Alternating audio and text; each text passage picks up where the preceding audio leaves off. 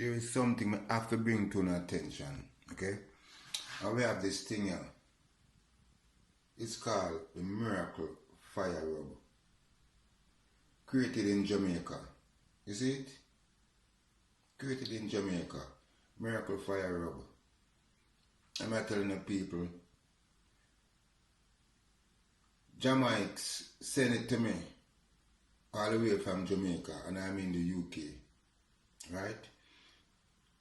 I had pain in my back and also a knee injury. Also, one rub, it gone. I put some in a some little small bottle, right? And as a tester, to help out some elderly people in the cold weather in England, and believe you me, it was like one rub, pain gone. Some of them had sciatica issues.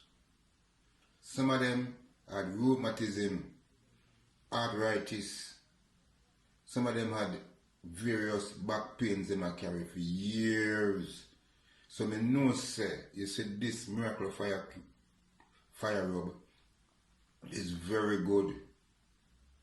Especially if you live in the cold for a while and you carry pain for over years. This is the product for you.